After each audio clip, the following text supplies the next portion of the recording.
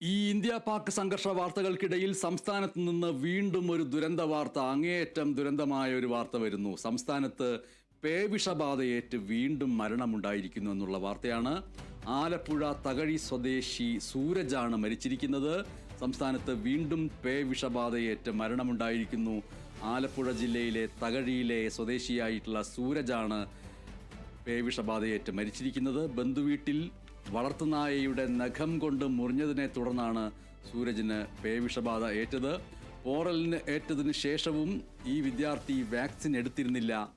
Medical college ആശുപത്രിയിൽ ചികിത്സയിലിരിക്കെയാണ് മരണം സംഭവിച്ചത്. Thakazhi Devaswom board higher secondary school +2 വിദ്യാർത്ഥിയാണ് സൂരജ്. പേവിഷബാധ ഏറ്റ് സംസ്ഥാനത്ത് ഒരു മരണം കൂടി ഉണ്ടായിരിക്കുന്നു. ആലപ്പുഴ ജില്ലയിലെ തകഴിയിലെ സൂരജ് എന്ന വിദ്യാർത്ഥിയാണ് മരിച്ചിരിക്കുന്നത്. ബന്ധുവീട്ടിൽ അവിടെയുള്ള വളർത്തുനായയുടെ നഖം കൊണ്ട് മുറിഞ്ഞതിനെ തുടർന്നാണ്. ഇതിനു മുൻപുള്ള പല പേവിഷബാധയേറ്റുള്ള മരണങ്ങളിലും അത് തെരുവുനായയുടെ കടിയേറ്റ് അതിൽ നിന്ന് പേവിഷബാധയുണ്ടായി ആ രീതിയിലുള്ള മരണമായിരുന്നുവെങ്കിൽ ഇത് ബന്ധുവീട്ടിലെ വളർത്തുനായ, ഓമനിച്ച് വളർത്തുന്ന വളർത്തുനായയുടെ കാലിലെ നഖം കൊണ്ടുള്ള പോറൽ, ആ പോറലിനെ തുടർന്നാണ് പേവിഷബാധ ഏൽക്കുന്നത്. സാധാരണഗതിയിൽ നല്ല രീതിയിൽ വീട്ടിൽ ഓമനിച്ച് വളർത്തുന്ന നായ്ക്കൾക്ക് കൃത്യമായ പരിചരണം നൽകും, അതിന് പ്രതിരോധ കുത്തിവയ്പ് എടുക്കും. പേവിഷബാധ ആ നായ്ക്ക് പോലും ഉണ്ടാവാതിരിക്കാനുള്ള കുത്തിവയ്പ് എടുക്കുന്നതാണ്. ഇവിടെ എന്താണ് സംഭവിച്ചത് എന്ന് അന്വേഷിക്കേണ്ടതുണ്ട്.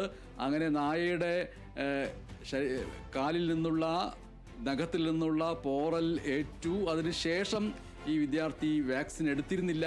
പിന്നീട് അത് രൂക്ഷമായ സന്ദർഭത്തിലാവണം മെഡിക്കൽ കോളേജ് ആശുപത്രിയിൽ ചികിത്സയിൽ പോയത്. ആ ചികിത്സയിലിരിക്കെയാണ് ഈ മരണം സംഭവിച്ചിട്ടുള്ളത്.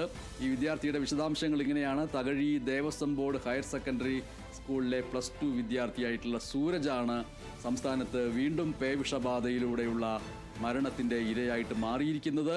തെരുവുനായ ആക്രമണം അല്ല ഇവിടെ സംഭവിച്ചിരിക്കുന്നത്. ബന്ധുവീട്ടിൽ വളർത്തുന്ന, ഓമനിച്ച് വളർത്തുന്ന നായയിൽ നിന്നുള്ള കാലിൻ്റെ നഖത്തിൻ്റെ പോറൽ ഏറ്റ് അത് പിന്നീട് പേവിഷബാധയായി വളർന്ന് ഈ ഒരു ദുരന്തത്തിലേക്ക് എത്തിച്ചേരുകയായിരുന്നു. ആ വാർത്തയുടെ വിശദാംശങ്ങളാണ് നമ്മളിപ്പോൾ നൽകിയത്.